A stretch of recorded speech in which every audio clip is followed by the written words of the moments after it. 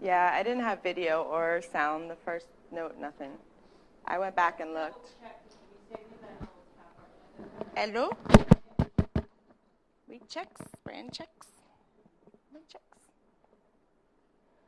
I've already forgotten my whole speech, so just bear with me. All right. So in the coming moments, I intend to turn over you the basic tools for lucid dreaming. And as a lucid dreamer, you can change your attitudes, your actions, and even your scenery at will inside your dreams. Lucid dreams serve a purpose and can be priceless tools in your personal evolution. I will explain what a lucid dream is and what you need to be successful in your endeavor. I will give you a sample starting point or a focal point, and some reasons for learning to lucid dream. And also, I'm going to give you some tips and tricks from antiquity to help you along your journey.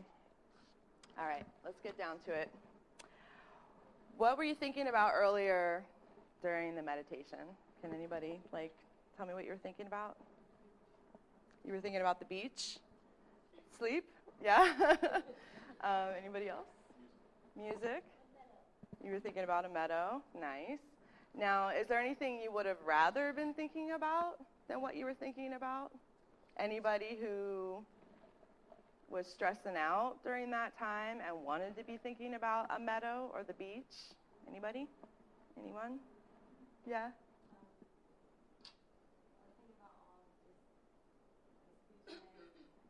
That your speech was coming up. Yeah, I had a hard time too. I'm like, I'm wearing a dress. It's weird. I'm at school in a dress. That's the first time that's ever happened. So, and I'm like, this tie is bugging me. But I did manage to relax a little bit.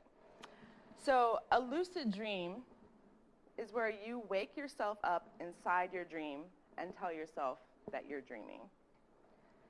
Does anybody have a question about that? No. I watched a movie recently called White Squall. It's actually an old sailing movie, which I really love. And I watched it again, and one of the boys in the movie, his father told him, if you have a bad dream or nightmare, would just wake yourself up. It's kind of good advice, isn't it? If you have a really bad dream, wake your ass up, get out of that bad situation. But what happens a lot of the times, sometimes, if people don't remember their dreams, they wake up with that bad feeling. Sometimes they don't even remember what the nightmare was about. And then, if you do what my parents told me, just go back to bed. I don't know what's going on with you. Just go back to bed. You go back to sleep with that icky feeling. What happens? Anybody want to guess what happens when you go back to sleep with that icky feeling? Yeah, so it might not be the same dream, but you're going back into it again. So a lucid dream, when you wake yourself up inside your dream and tell yourself you're dreaming, you have that ability to change what's going on, like I said in the beginning, to change what you do or what you don't do, and even change the scenery around you. It's a pretty cool thing to do, huh? So, and it also, and during that time, you're allowing yourself to face whatever your fear is. If you're having a bad nightmare, so, it's just like if something's bothering you during the day, you want to step up to it and face it. You don't want to just hold it inside and just go, oh, okay, I'll just go through this one more day. You can stand up in your dream and say, hey, oh, hells no. No, I'm not having that. And just go, and change what's going on. Excuse my language. And so the next thing, the first things that you will need to do this is a strong desire to get inside yourself and maybe look at your inner goings-ons a little closer. If you've studied the brain at all in psychology or anything like that or anatomy, they talk a lot about neuroscience and that when we're sleeping, we're not necessarily fully sleeping. Our brain is still going at it. So my point in lucid dreaming and things that I like to convey to other people is if you, if you want to relax when you're sleeping and you're having these troubles during the day, then you're bringing it into your dreams, what's the point of that? That's our rest time. So you don't want anything coming at you that's not going to bring you rest. And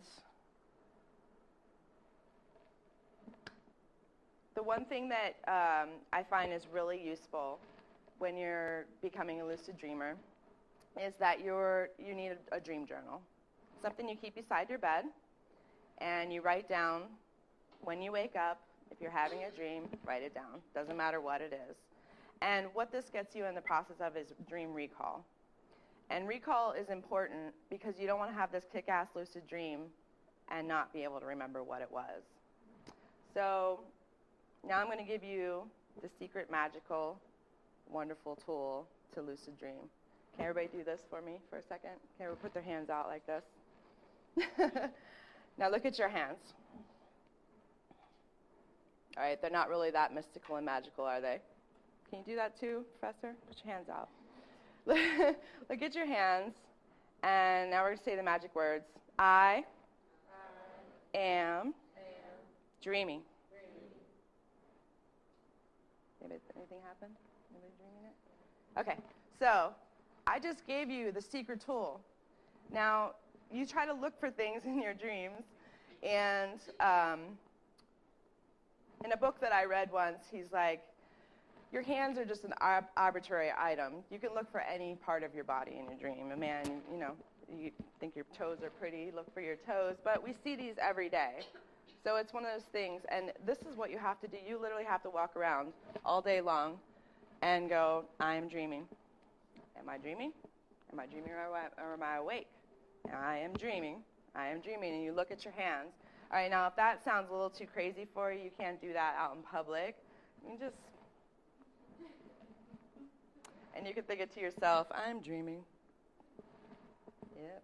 If you got kids, you're like, are we dreaming? Like, whatever the case may be. Because what happens then, when you do that enough, you will suddenly, one day, wake up inside your dream.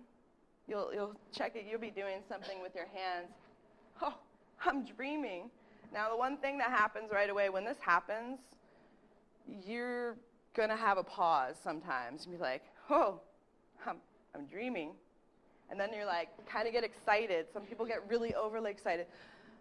Hey, everyone, I'm dreaming. Like, don't worry. If there's something like crazy going on, don't worry, I'm dreaming. Like, it's all good. And you can go about and do whatever you want in your dreams. When I say that, you can go about and do whatever you want. Some people get a little crazy. They want to have like sex with whoever they want, and they want to change things for, but once you indulge enough in that sort of thing, you're like, okay, I think I'm here for another reason. Because, going back to the nightmares, you want to change that kind of scenario. I sit down in my dreams when I see something and just look around me, look at the landscape, look at what the universe provides to me as a blessing. And I gain insights just that way. I don't need to go on some crazy rampage to do that. So, what was the lesson I just taught you? How do you learn how to lucid dream? Put your hands in front of you and say, I am dreaming. It's so easy, right? It does take a while. Some people, weeks, days, months, some people even years. And I hate to say that out loud, but it happens. And some tips of antiquity. I know I'm way over my time right now. The professor is probably going to flag me down soon. But some tips from antiquity that we have the blessing to have passed down for generations. Meditation, just what we did at the beginning of class. Finding a way to mellow yourself out before you go to sleep or at any point in the day, really. And then also a more modern but still antique way of doing things. I found out about binaural beats. And the binaural beats were discovered in 1839 by Henrik Wilhelm Dove, and they were brought into the 20th century recently. I'm not going to try to explain to you the technicals of the binaural beats.